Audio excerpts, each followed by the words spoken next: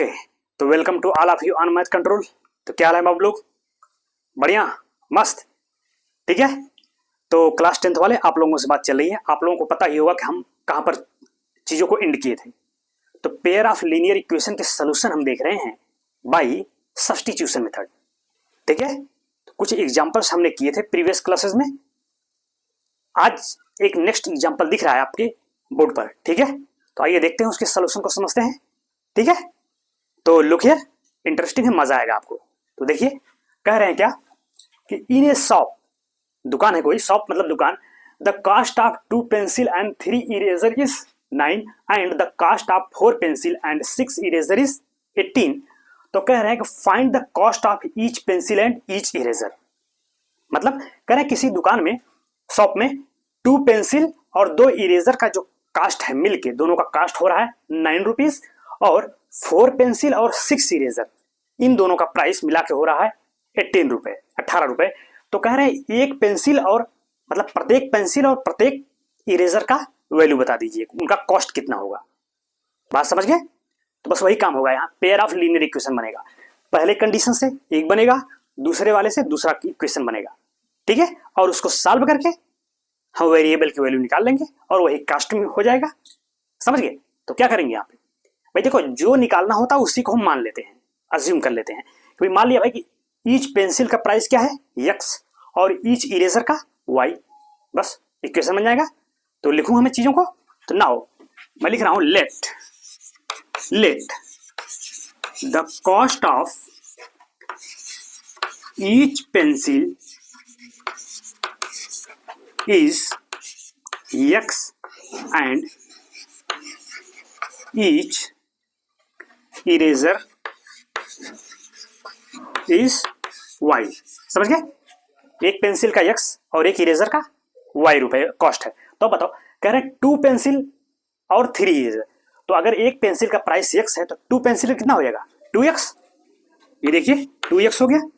और 3 इरेजर का, तो एक इरेजर का प्राइस y है, 3 इरेजर का 3 इंटू वाई, 3y। और कह रहे हैं इन दोनों का प्राइस कितना है भाई, प्लस कितना हो रहा है 9 भाई। यही तो 2 पेंसिल का ये हो गया, 3 इरेजर का ये हो गया, और इन दोनों का प्राइस साथ मिलकर कितना हो रहा है 9 रुपीज।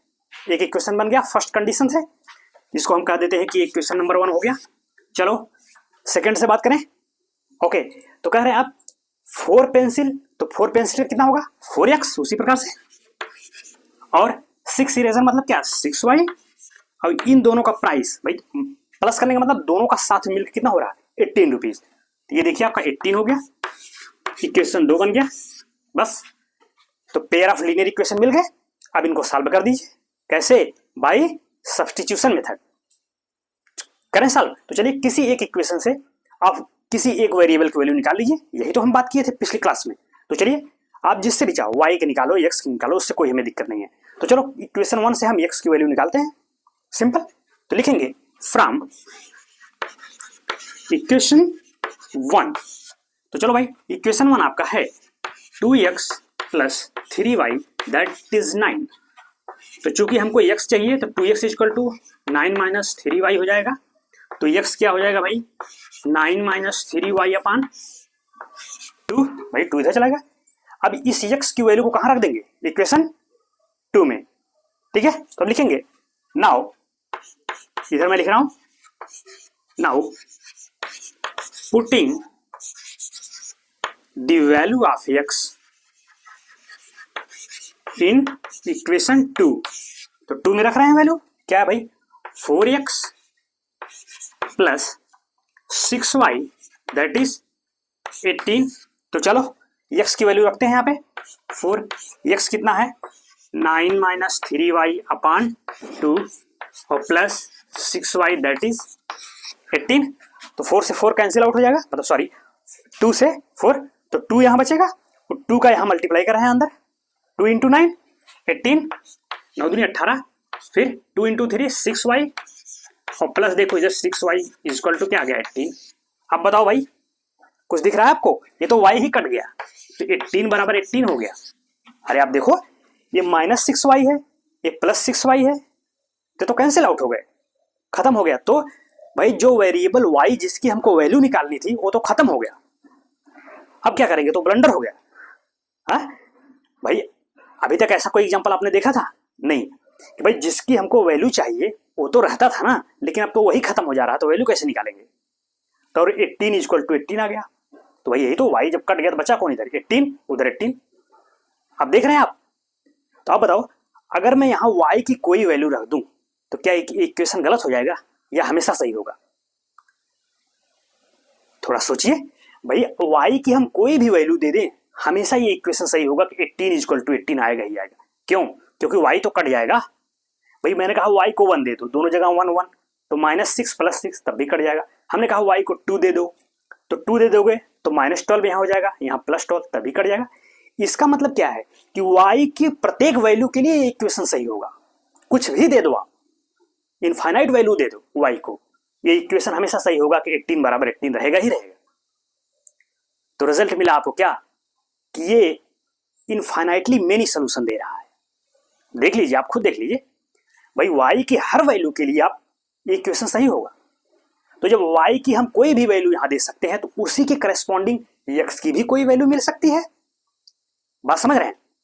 तो देखो ये बड़ा अजीब सिचुएशन बन गया थोड़ा सा। और ये क्यों बना आप जा रहे हैं? क्योंकि दोनों इक्वेशन एक ही हैं। आप देख लीजिए भाई, जो एक इक्वेशन यही है वही है भी। क्यों? क्योंकि अगर इसमें सेकंड वाले में 2 से डिवाइड कर दो तो वही पहला वाला बन जाएगा। तो हो गया ना? तो कहने का मतलब क्या, यहाँ इनफाइनाइटली मेनी सोल्यूशन मिल रहे हैं। मतलब दोनों लाइन क्या कर रही हैं? कोइंसाइड कर रही हैं। तो आप जानते हैं जब दो लाइन कोइंसाइड करें तो उनके इनफाइनाइटली मेनी सोल्यूशन होते हैं। तो वही कंडीशन है ये। कहने का मतलब कि यहां पर y और x के इनफाइनाइटली मान हो सकते हैं। Both have variable x and y have infinitely many solutions. तो कोई एक स्पेसिफिक वैल्यू हम नहीं दे सकते यहाँ। भाई x क्या है? पेंसिल का प्राइस, y इरेजर का। तो हम ये नहीं कह सकते कि पेंसिल का प्राइस यही होगा, 1 होगा, 2 होगा, 3 या कुछ भी, और इरेजर का कुछ और होगा। नहीं, क्योंकि यहाँ बहुत से कॉमन सोल्यूशन आ रहे हैं ना, दोनों के बहुत से सोल्यूशन। भाई y को आप कुछ दे दीजिए, उसके करस्पॉन्डिंग x निकाल लीजिए। y को मैं यहाँ 4 दे दिया, उसके करस्पॉन्डिंग x निकाल दीजिए। y को 6 दे दिया, उसके करस्पॉन्डिंग x निकाल लीजिए। तो जब इनफाइनाइटली मेनी सोल्यूशन है तो इसलिए हम यहाँ ये फिक्स नहीं कह सकते कि एक पेंसिल का दाम 2 है या एक इरेजर का 4 है। नहीं, हम नहीं कह सकते ना। क्यों? क्योंकि इनके इनफाइनाइटली कॉमन सोल्यूशन हो सकते हैं। तो वही है। तो ऐसे क्वेश्चन में हम पेंसिल और इरेजर की कोई स्पेसिफिक वैल्यू नहीं दे सकते। क्यों? क्योंकि इनके इनफाइनाइटली मेनी सोल्यूशंस हो रहे हैं। ठीक है? तो बड़ा अच्छा क्वेश्चन है। अब यहां लिखेंगे क्या? तो मैं उसके बाद यहां लिख रहा हूं, from above we see that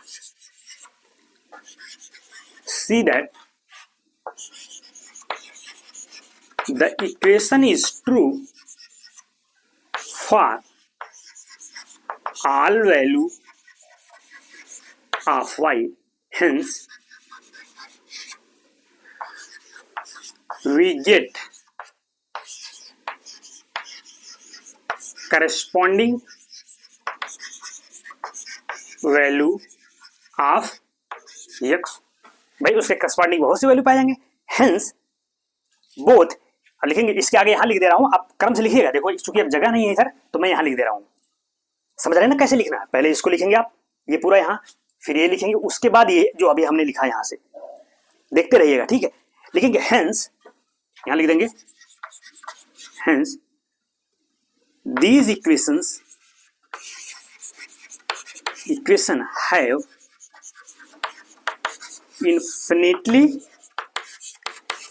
infinitely many solutions। फिर उसके बाद क्या होगा? hence we cannot give the specific value for x and y। मतलब we cannot define the cost of each pencil and each eraser। ये आप लिख लीजिएगा लास्ट में, क्योंकि यहाँ स्पेस नहीं है, नहीं तो मैं लिख देता। इतना लिख लोगे ना, पहले यहां लिखना, फिर यहां से फ्रॉम से यहां x के बाद फिर यहां से hence these equation have infinitely many solution। hence we cannot give a specific value for x and y। that is means we cannot justify the cost of each pencil and each eraser। ये आप लिख लेंगे, लिख लीजिएगा। अभी मैंने बोल दिया ना, लिख लीजिएगा उसको। ठीक, बस यही का आपका कंप्लीट सोल्यूशन रहा। तो ऐसा कि इसमें कोई फिक्स वैल्यू हम नहीं दे सकते। समझ गए? तो बस ये है। तो ऐसे बहुत से एग्जाम्पल आपको आएंगे, तो उसका यही जवाब होगा जो अभी हमने कहा। ठीक है, तो इसको नोट कर लीजिए। तो देखिए थोड़ा सा चूंकि जगह कम पड़ जा रही है इसलिए मुझे थोड़ा सा, तो बस आप देखते रहिएगा, मैं तो बता ही रहा हूँ कौन कब लिखना है, वैसे लिख लीजिएगा। बस चलिए नोट कर लीजिए इसको। इंड आपका यहीं पे होगा, इक्वेशन पे इंड, हालांकि ये कंप्लीट क्वेश्चन हो जाएगा। और हमें जो अभी बोला है 2 लाइन उसको लिख लीजिएगा कि एक्स की पेंसिल और इरेजर को हम कोई स्पेसिफिक वैल्यू नहीं दे सकते। तो चलिए, इंटरेस्टिंग है ना, उम्मीद है कि आपको समझ में आया होगा। कोई दिक्कत प्रॉब्लम्स हो तो कमेंट्स करिएगा, बिल्कुल फिर से हम बात कर लेंगे, लेकिन समझना है आपको। ठीक है बाबू लोग 10th वाले, तो चलिए इसको नोट करिए फिर मैं आगे बढ़ूँ। तो राइट डाउन, कॉपी कलम खुली है ना, उसको खोल लिया करिए पहले, तभी मजा आएगा चीजों को पढ़ने में। तो नोट कर लीजिए, इंटरेस्टिंग क्वेश्चन है। तो हटाऊं,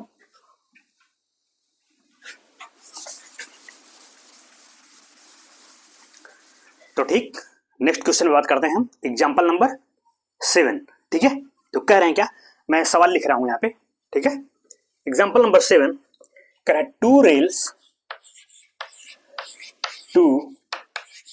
rails are represented by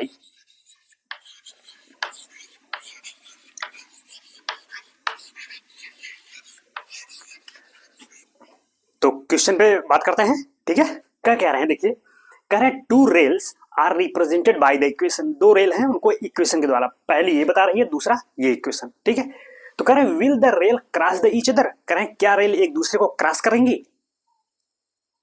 तो देखो क्रॉस करने का मतलब क्या, कि भाई अगर x और y के मान मिल जाए, तो x और y के अगर मान मिल जा रहे हैं, यूनिक सोल्यूशन मिल जा रहा है, तो हम कह देंगे कि दोनों ने क्रॉस किया। क्रॉस करने का मतलब क्या, भाई ये रेल का मतलब एक लाइन हुआ, ये एक लाइन हो गई, ये एक लाइन, तो क्या दोनों लाइन ने क्रॉस किया, तो मतलब क्या सोल्यूशन मिला।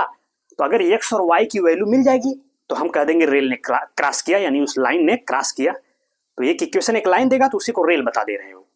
ठीक है, तो चलिए दोनों को सॉल्व करके मान निकालते हैं।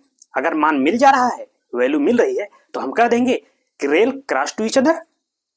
ठीक है, तो आइए देखते हैं, लिखेंगे गिवन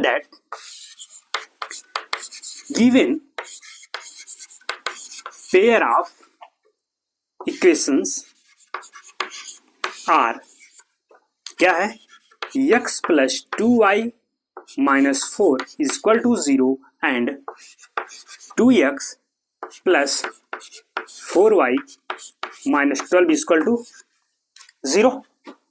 ठीक है, आप दोनों को सॉल्व करना है, तो किसी एक से x की वैल्यू निकाल के इसमें रखिए, या y की वैल्यू जो भी चाहिए। तो चलो आपकी इस बार हम y की वैल्यू निकालते हैं।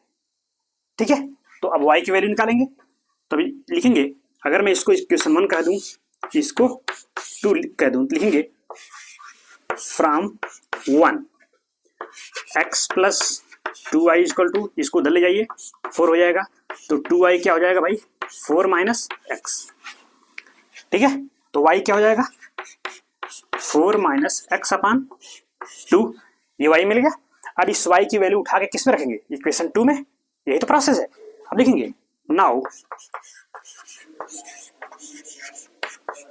पुट इन इक्वेशन 2, तो 2x प्लस 4y, 12 को उधर कर देंगे तो पॉजिटिव हो गया, तो 2x रहने दीजिए भाई, y की वैल्यू रखेंगे हम 4, तो y कितना है 4 minus x upon 2 is equal to 12। 2x, अब देखो 2 से 2 कैंसिल आउट हो जाएगा, 2 से 4, तो 2 बचेगा, 2 को अंदर ट्रांसफर करते हैं, मतलब मल्टीप्लाई करते हैं, तो 2 इंटू 4 8, 2 इंटू माइनस एक्स क्या हो जाएगा माइनस 2x। ठीक है 12। अब देखो, अब कुछ देख रहे हैं आप कि ये दोनों कैंसिल आउट हो जा रहे हैं भाई, प्लस 2x और माइनस 2x। देखिए यहाँ भी कुछ एक इंपॉर्टेंट रिजल्ट मिल रहा है कि दोनों वेरिएबल कैंसिल आउट हो गए, बचा क्या 8 इक्वल टू 12 मिल रहा है। तो आगे अगर मैं लिखूं तो 8 इक्वल टू 12। अब बताइए भाई, यहाँ भी वही ब्लंडर हो गया भाई, हमको जिस वेरिएबल की वैल्यू चाहिए वो तो कैंसिल आउट हो गया। अब देखिए यहाँ भी x कट गया, जैसे इससे पहले वाले क्वेश्चन में कटा था, वेरिएबल y ही खत्म हो गया। ठीक है, तो देखो x कह रहे वेरिएबल तो खत्म हो गया, हमको जिसकी वैल्यू चाहिए, लेकिन मिल क्या रहा हमको 8 इक्वल टू 12। तो क्या ये सेंटेंस सही है, आप बताओ, क्या इक्वेशन सही लग रहा है आपको? 8 क्या कभी 12 के बराबर हो सकता है? नहीं, कभी नहीं। इसका मतलब क्या हुआ, कि यहां कोई सोल्यूशन नहीं मिलेगा। समझ रहे हैं कि there will be no solution of x and y. भाई देखिए, क्योंकि इससे पहले वाले क्वेश्चन में क्या था कि दोनों इक्वल होते थे, दोनों पक्ष बराबर था, वहां पे वो सेंटेंस सही था, भले वहां वेरिएबल कट गया था क्या, लेकिन यहां वेरिएबल तो कैंसिल आउट हो जा रहा है, लेकिन ये सेंटेंस सही नहीं है। तो जब सेंटेंस सही नहीं है भाई, 8 कभी बराबर 8 कभी 12 के बराबर हो सकता है क्या? नहीं। तो इसलिए हम कहेंगे there will be no solution, कि यहां एक्स और वाई की कोई भी वैल्यू नहीं मिलेगी। मतलब ये दोनों लाइन क्या हो गई? पैरेलल हो गई। भाई अभी जो ग्राफिकल मेथड में हम क्या पढ़े थे कि सोल्यूशन कब नहीं मिलता? कि जब दोनों लाइन क्या हो जाए? पैरेलल हो जाए, मतलब एक दूसरे को कभी इंटरसेक्ट नहीं करेंगे, तो नो सोल्यूशन। तो ये वही वाली व्यवस्था है कि दोनों लाइन एक दूसरे को इंटरसेक्ट नहीं करेंगी, मतलब एक्स और वाई की कोई भी वैल्यू नहीं मिलेगी। मतलब हम कहेंगे कि the rail does not intersect या does not cross to each other. यही तो पूछे थे कि क्या रेल एक दूसरे को क्रॉस करेंगी, तो रिजल्ट क्या मिला कि नेवर क्रॉस। ठीक, ये है। ठीक, तो अब मैं लिखूंगा क्या? तो अब यहां लिखेंगे आप, तो मैं इसके आगे लिखिएगा, यहां लिखने के बाद मैं लिख रहा हूं the statement is false, that is both equation have not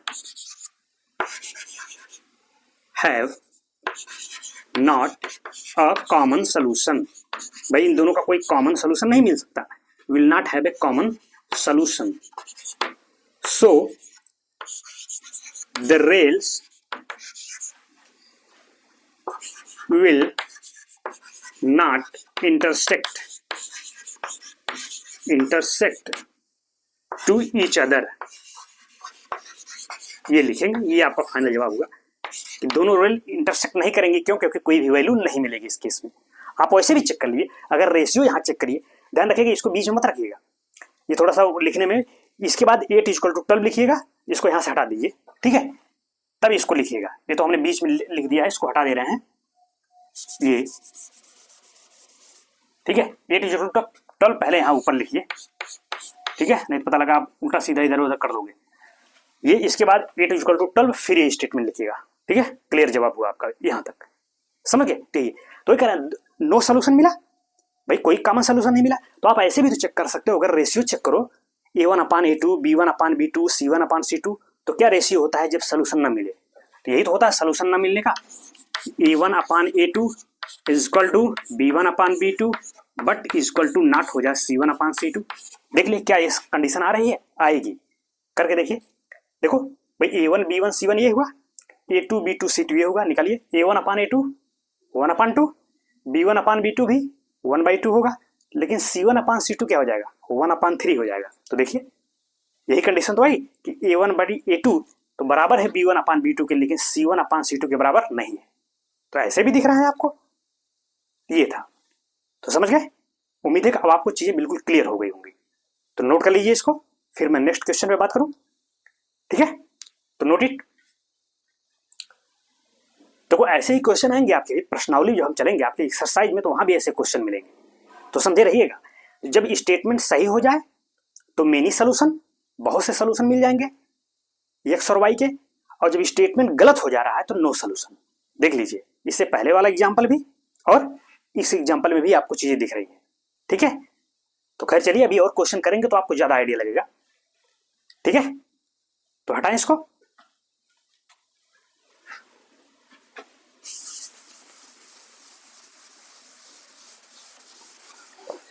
तो चले अब आपकी एक्सरसाइज जो है 3.2 के क्वेश्चन हम देखेंगे कुछ, ठीक है। 3.2, ठीक है। देखो इसका फर्स्ट वही है कि पेयर ऑफ लीनियर इक्वेशन है, उनको हम सब्स्टिट्यूशन मेथड से सॉल्व करेंगे। इसमें कह रहे हैं कि solve the following pair of linear equations by the substitution methods, ठीक है। इसका फर्स्ट क्वेश्चन जो है वो हमने कर दिया है कल वाले क्लास में, अगर आप देखे होंगे तो आपको उसमें हमने किया था लास्ट में। तो पहला क्वेश्चन मैंने कर दिया था, तो अब मैं इसका सेकंड देख रहा हूं और क्वेश्चन देख रहे हैं, तो सेकंड और थर्ड देखते हैं, ठीक है। तो मैं क्वेश्चन लिख रहा हूं, देखिए क्वेश्चन 1 का ही जो है, क्वेश्चन 1 का ही आपका सेकंड क्वेश्चन है। क्वेश्चन है s minus t equal to 3 and s upon 3 plus,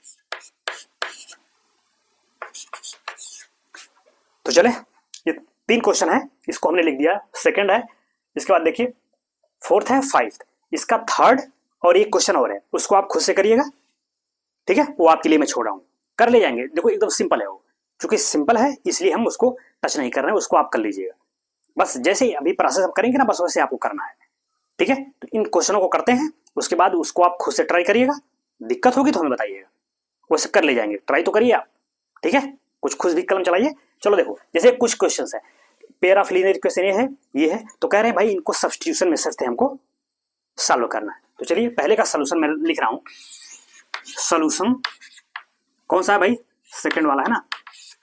तो देखो इक्वेशन आपको क्या दिया गया है, यस माइनस टी माइनस है इक्वल टू है 3, और दूसरा इक्वेशन है yes upon 3 plus t by 2 that is 6, ठीक है।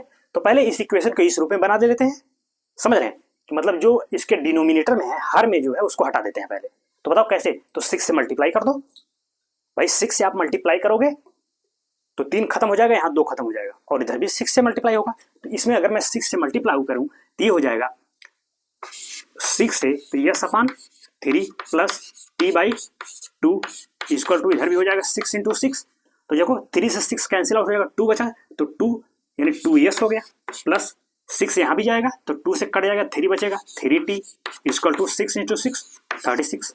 अब इसको कह दो आप इक्वेशन 2 और इसको कह देते हैं 1, ठीक है। बस इस इक्वेशन को हमने इस रूप में कर दिया ताकि हमको वैल्यू निकालने में आसानी रहे, ठीक है, इसीलिए हमने किया। तो अब 2 इक्वेशन है, समझ रहे हो, तो पहले इस रूप में बना लो ताकि आपको इजी लगेगा, ऐसा नहीं है कि मतलब चाहते तो ऐसे भी आता है, लेकिन हम इजी कर लो ना, कैलकुलेशन आपको इजी दिखेगा, थोड़ा बटे में रहेगा तो थोड़ा सा आपको दिक्कत हो सकती है। अब किसी एक से वही एक वेरिएबल की वैल्यू निकाल के दूसरे में पुट करके सॉल्व करिए, वहां से एक वेरिएबल की वैल्यू आ जाएगी, फिर उसको किसी भी इक्वेशन में रख दीजिए, दूसरे की वैल्यू मिल जाएगी, यही तो कर रहे हैं। तो चलिए इक्वेशन 1 से हम मान लो यस की ही वैल्यू निकाल दें, चलो आप टी की भी निकाल सकते हो, आप चाहो तो टी की निकाल के कर लेना, आएगी वैल्यू वही, ठीक है। तो अब लिखेंगे from equation number 1 that is क्या है, s minus t equal to 3, तो यस क्या हो जाएगा 3 प्लस टी, अगर मैं इसको थर्ड कर दूं तो कह देते हैं, अब वैल्यू कहां पुट करेंगे 2 में, अब लिखेंगे पुट या putting this value in third नहीं सेकंड में, तो सेकंड में वैल्यू पुट कर रहे हैं, तो क्या है 2s plus 3t equal to 36, तो यस के स्थान पे वैल्यू क्या रखेंगे 3 प्लस टी, तो रखिए यहाँ पे 3 plus t plus 2t equal to 36, तो ये मल्टीप्लाई करो 2 into 3 6 plus 2t plus 2t equal to 36, ये 2t प्लस 2t कितना हो गया भाई 4t, और ये 36 को 6 को उधर कर दीजिए, माइनस हो जाएगा जाके, तो आया कितना हिसाब 30, तो 4t इक्वल टू 30, तो t कितना हो जाएगा भाई 30 अपान 4, तो कितना हो जाएगा, बहुत करोगे 2 से कैंसिल कर दो तो हो जाएगा आपका 15 अपान 2, देखिए ये आ गया, एक वेरिएबल मिल गया t, अब t को उठा के कहीं रख दीजिए 1 में, सेकेंड में या थर्ड में, तो सबसे बढ़िया तो थर्ड में रख दो,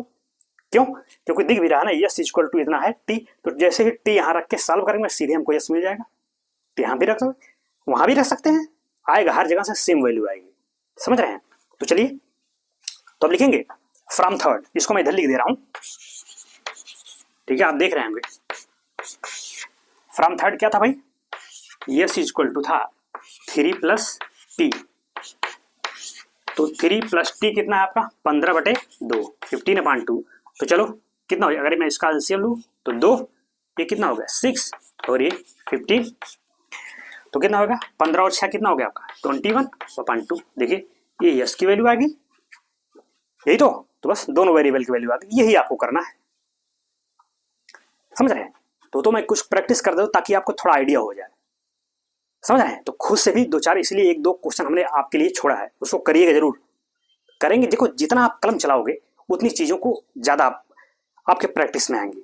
ठीक है, अभी आपको थोड़ा नया लग रहा होगा, लेकिन जहाँ कुछ क्वेश्चन करोगे, ये हम करवा रहे हैं, इसको लिखिए, एक दो क्वेश्चन खुद से करिए बैठ के, बहुत से क्वेश्चन आपके एक्सरसाइज में है। ठीक है, तो ज़्यादा आइडिया होगा। तो इसको नोट करिए, नेक्स्ट वाले क्वेश्चन को देखता हूँ। तो राइट डाउन लिख लीजिए इसको, सिंपल चीजें हैं। ठीक है, पहले वहां से फिर यहां से। ठीक है, हटाएं।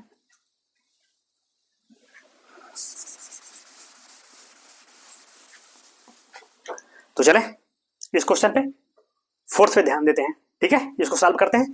तो चलो फोर्थ का सोल्यूशन करते हैं हम। देखो थोड़ा पॉइंट में दिया है, तो उससे कोई दिक्कत नहीं है, सॉल्व करके हम पॉइंट में लाएंगे, क्या दिक्कत है। ठीक है, तो उसमें घबराना नहीं है। चलो देखते हैं, इक्वेशन पहले मैं लिख रहा हूं।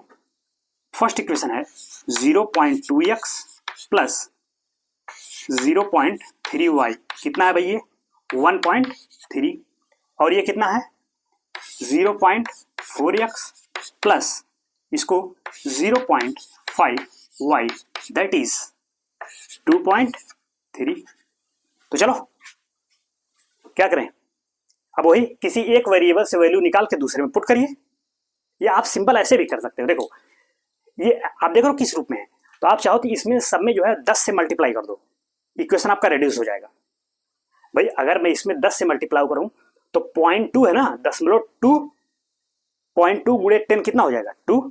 अरे आप देखो ना, ऐसे करो भाई, 10 में अगर मैं 0.2 से मल्टीप्लाई करूं तो कितना आ जाएगा, तो 10 दूनी तो 20 हो जाएगा, 10 इंटू 2 कर लो 20, और एक डिजिट बाद हम एक डिजिट के बाद दशमलव लगाएंगे पॉइंट, तो 2 ही तो हुआ, ये 2 हो गया। वैसे ये क्या हो जाएगा 3 हो जाएगा, ये क्या हो जाएगा 13 हो जाएगा। भाई 1.3 में अगर 10 का मल्टीप्लाई करें कितना हो जाएगा, यही तो 1.3 इंटू 10, तो करो कितना हो जाएगा।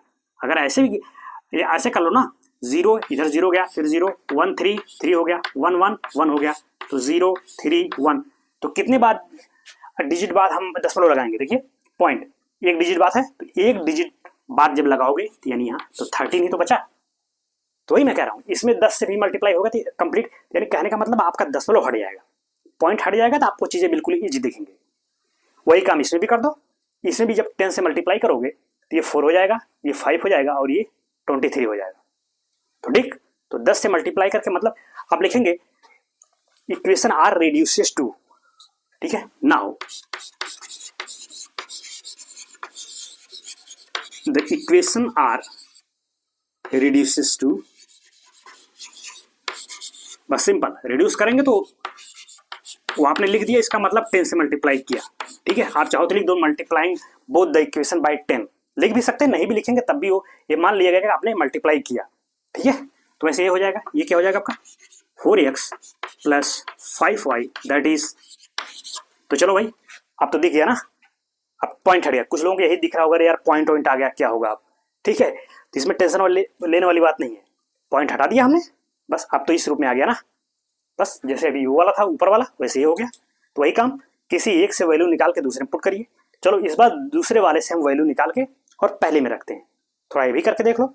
अभी तो सिर्फ पहले इक्वेशन से निकालते थे, ठीक है, इस बार दूसरे से निकालते हैं। अब लिखोगे फ्रॉम इक्वेशन 2, चलो भाई 2 है तो यही लिखो 2, तो x की वैल्यू निकालते हैं, तो हो जाएगा 4x equal to 23 minus 5y, भाई इसको उधर कर दिया, तो x कितना हो जाएगा 23 माइनस 5y अपान 4, यही तो हुआ, x मिल गया।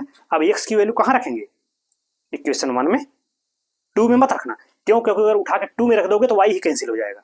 देखो यहाँ देख रहे हैं, जब यहाँ अगर आप रखोगे तो 4 से 4 कैंसिल हो जाएगा, ये माइनस 5y और प्लस 5 यही खत्म हो जाएगा, तो वैल्यू कहाँ से निकालेंगे, इसीलिए कहते हैं तो जिससे वैल्यू निकालते हैं फिर उसमें मत रखिएगा, दूसरे वाले में। ठीक, तो x की वैल्यू कहाँ रखेंगे 1 में, अब लिखेंगे इधर मैं लिख दे रहा हूँ आप, नाउ पुटिंग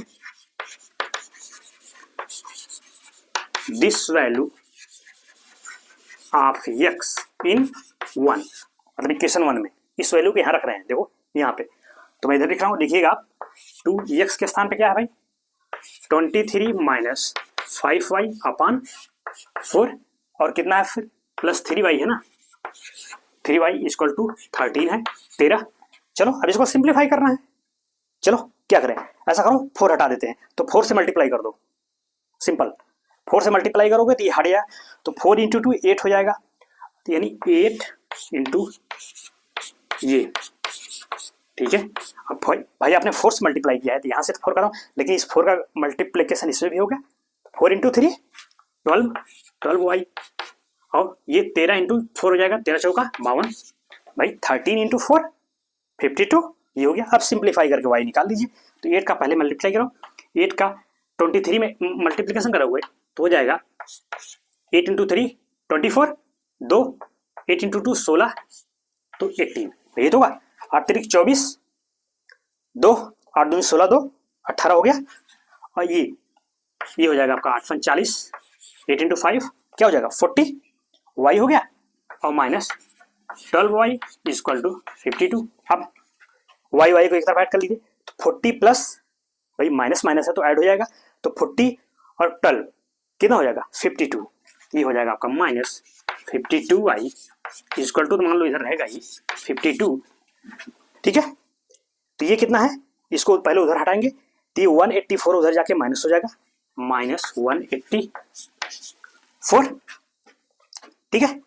अब इसको रहने दीजिए, माइनस 52 वाई है, इसमें अगर आप माइनस करोगे तो ये 2 हो जाएगा, 8 5 3 हो जाएगा, और 1, भाई 8 में से 5 सॉरी यहाँ आपका 3 आएगा ना, 2 आ गया, 8 में से 5 3 और 1, ये माइनस है, तो माइनस माइनस कैंसिल आउट हो जाएगा, तो वाई इक्वल टू कितना हो जाएगा, कहाँ लिख दें, चलो यहाँ ऊपर लिख देते हैं, ध्यान दीजिए कहाँ लिख रहा हूँ मैं, तो वाई कितना हो जाएगा 132 बटे कितना हो जाएगा 52, तो इसको बहुत को आप चाहो तो कैंसिल कर दो, 2 से कैंसिल करो तो 6 6 और ये 26, भाई 2 6 12, फिर ये 26 हो गया, फिर चाहो 2 से कर दो तो 3 3 और ये हो गया 13 हो जाएगा नीचे, 2 3 6 2 3 6 2 1 9 2 2 3 6, ये तो हुआ, यानी 33 अपन 13, ये देखो y की वैल्यू आ गई, x कहाँ, अभी तो आपने y निकाला है ना,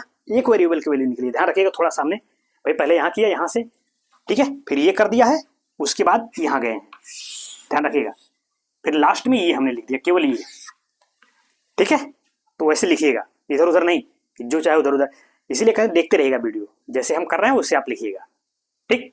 ये y की वैल्यू आ गई, अब y की वैल्यू उठा के कहीं रख दो, इसमें रख दो, x मिल जाएगी, इसको कर लेंगे, कर लीजिएगा इसको, कुछ नहीं, जो 35 बटे 13 आया है ना, तो यहाँ रखिए, यहाँ पे, अरे भाई यहाँ रख दो, यहाँ रख दो, कहीं रख दीजिए, बस कैलकुलेशन ही तो का है इसमें, केवल गुणा भाग है भी, ठीक है, और कुछ नहीं है इसमें, तो यहाँ रख दीजिएगा, आप इसको कर लीजिएगा, ठीक, करके x निकाल लीजिएगा, x और y की वैल्यू मिल गई, यही तो सॉल्व करना है, तो लिख लीजिए इसको, और x की वैल्यू निकाल लीजिएगा, मैं ये आप पे छोड़ रहा हूँ, ठीक है, y हमने निकाल दिया है, यहाँ y की वैल्यू पुट करिए, गुणा भाग करके x निकाल लीजिए, ठीक, कर लीजिए, फिर नेक्स्ट क्वेश्चन को देखते हैं, चलिए।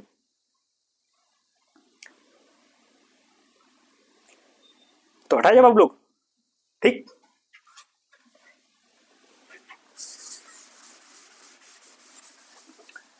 ठीक है, लास्ट क्वेश्चन देखते हैं, ये 5 वाला, इसमें इसका 5 क्वेश्चन देखो, भाई क्वेश्चन में लिख रहा हूं, कह रहे हैं √2x plus √3y equal to 0 है, और दूसरा है √3x plus √8y equal to क्या है भाई 0, ठीक है, दोनों 0 है, तो पेयर ऑफ लीनियर इक्वेशन है, सॉल्व करना है सब्स्टिट्यूशन मेथड से, तो वही काम, इसको 1 कह दे 2, तो किसी से एक की वैल्यू निकालिए, तो चलो 1 से ही हम निकालते हैं, ठीक है, इसको हमने कह दिया इक्वेशन 1 और ये हो गया 2, तब लिखेंगे फ्रॉम इक्वेशन 1, तो √2x plus √3y equal to 0 है, तो हम x की वैल्यू निकालने के लिए इंटरेस्टेड हैं, ये उधर जाएगा, माइनस हो जाएगा, माइनस √3y, भाई वही तो, 0 में जाएगा तो 0 क्या मतलब है, 0 प्लस करके होते, 0 में ये जुड़ेगा तो वही तो आएगा, तो वही इधर प्लस था उधर जाके माइनस हो गया, यही हमने लिख दिया माइनस √3y, तो x क्या होगा आप बताओ, तो माइनस √3y अपन √2, भाई √2 यहाँ मल्टीप्लीकेशन में है, उधर जाके डिवीजन में हो जाएगा, इधर गुणे में है, उधर भाग में, तो x मिल गया आपको। अब इस x की वैल्यू उठा के कहीं भी रख दीजिए, कहीं नहीं, क्योंकि 1 से निकाले हैं तो आप 2 में रखेंगे वैल्यू, ठीक है। अब नाउ आप लिखेंगे फ्रॉम इक्वेशन 2, तो 2 में वैल्यू रख रहे हैं, तो √3x plus √8y equal to 0 है। चलो भाई x के स्थान पे वैल्यू पुट करेंगे, तो √3 है, x क्या है minus √3y upon √2 plus √8y equal to 0, ठीक है। अब चलो तो √3 इंटू √3 3 हो जाएगा भाई, दोनों अंडर रूट में है और इक्वल राशियां हैं तो under root will be cancel, तो ये बच ऊपर बन जाएगा 3, ये तो माइनस है तो -3y अपन √2 और प्लस √8y इक्वल टू 0, ठीक है। तो अंडर रूट हटा दें तो अंडर रूट से मल्टीप्लाई कर दो, या कहें कि अंडर रूट एलसीएम ले लो, तो सीधे आप अंडर रूट से मल्टीप्लाई कर दो, यहाँ करोगे तो नीचे से कैंसिल आउट, यहाँ मल्टीप्लाई होगा और यहाँ तो 0 ही आएगा, तो 0 इंटू √2 तो 0 ही होगा। तो अब मैं अगर यहाँ लिखूं इसको आगे, तो ये आपका जो इक्वेशन बनेगा -3y, भाई ये तो अंडर रूट खत्म हो गया, अब प्लस देखो √2 इंटू √8, ये हो जाएगा √2 इंटू √8y इक्वल टू 0 हुआ। तो आप बताओ, ठीक है, इसको रहने दीजिए। भैया बताओ ये कितना हो जाएगा। अब √8 को मैं क्या ले सकता हूँ 2√2, 8 का वर्गमूल, इधर देखो 8 का वर्गमूल क्या आता है, यही तो आता है 2√2, तो 2√2 तो √2 और √2 2 हो गया और एक 2 है तो 4 आएगा इसका जवाब, समझ गए कि नहीं भाई। यहां लिखोगे आप 2√2, एक √2 और एक √2 ये तो 2 हो गया और 2 बच रहा है ना, तो 2 दूनी 4, तो कहने का मतलब ये प्लस हो जाएगा 4y इक्वल टू 0। तो अब ये कितना हो जाएगा बताओ आप, यहाँ से इसमें से कैंसिल आउट, ये y इक्वल टू 0। लो भाई y की एक वेरिएबल की वैल्यू आपको मिल गई, y की मिली है, y 0 होगा। अब x चाहिए, उठा के यहाँ पुट कर दो ना, जैसे पुट करोगे x भी 0 हो जाएगा, क्यों, क्योंकि y भी तो 0 है, तो 0 इंटू कुछ 0 हो गया। इसके इक्वेशन इसको थर्ड कर देना। अब यहाँ लिखिएगा, यही लिख देता हूँ फ्रॉम थर्ड, जब पुट करोगे ना तो x की वैल्यू भी क्या आ जाएगी 0। देखिए दोनों वेरिएबल की वैल्यू मिल गई आपको, x भी 0 और y भी 0 मिल गया। अब देखो यहाँ पुट करो भाई, अगर चाहो कहते ना कि अपने उत्तर की जांच करिए, जस्टिफाई योर आंसर, तो पुट करके देख लीजिए दोनों इक्वेशन सेटिस्फाई होंगे ही होंगे। 0 0 0 plus 0 0 0 0 0 minus 0 0 left hand side right hand side के बराबर है, इसलिए हमारा सोल्यूशन सही है। तो ये रहा आपका, ठीक है। तो आज हमने 2 एग्जाम्पल किए और क्वेश्चन सॉल्व किया, अभी इसमें और भी क्वेश्चंस हैं, तो ठीक है, तो उनको हम आगे सॉल्व करेंगे। तो खैर पहले तो इसको आप नोट कर लीजिए, नोट इट, ठीक है। इंटरेस्टिंग क्वेश्चन है, देखो यही करना है इसमें। हमने भाई x की वैल्यू निकाला, आप चाहो तो y की निकाल लो, y की निकाल के इसमें रखो, तो पहले x की वैल्यू आएगी, तब फिर वैल्यू रखेंगे x वाली, तब जाके y आएगा। तो वो सब कोई कुछ भी करिए, कोई दिक्कत नहीं है, ठीक। ये बात हमने कई बार बोला है आपको, जैसी आपकी मर्जी हो, चाहे जिसकी वैल्यू, तो उसी की वैल्यू निकालो उस इक्वेशन से जो आपको इजी लगे, समझ रहे हैं। इजी रखिए चीजों को, आपके लिए ज्यादा हेल्पफुल होगा, ठीक है। तो that is all for today class, आज के लिए इतना रखते हैं, ठीक। अभी और भी क्वेश्चंस हैं इस एक्सरसाइज में, हम कल बात करेंगे, ठीक। तो चलो फिर, समझ में आ रहा है ना, कोई दिक्कत प्रॉब्लम्स हो तो आप कमेंट्स करिएगा, मैं फिर उससे बात कर लूंगा, ठीक है। तो ठीक है फिर, तो चैनल को अगर आप चीजें आपको समझ में आ रही है तो थोड़ा लाइक करिए, सब्सक्राइब करिए, अपने दोस्त यारों में उसको क्या शेयर भी करिए, ठीक है, ताकि ज्यादा से ज्यादा लोग उस पर मतलब ज्वाइन हो सके, पहुंच सके और मैथ को बहुत ही इजीली उसको सीख सके, ठीक है। तो चलो फिर, तो आज के लिए इतना रखते हैं, तब तक के लिए thank you so much, thanks for watching.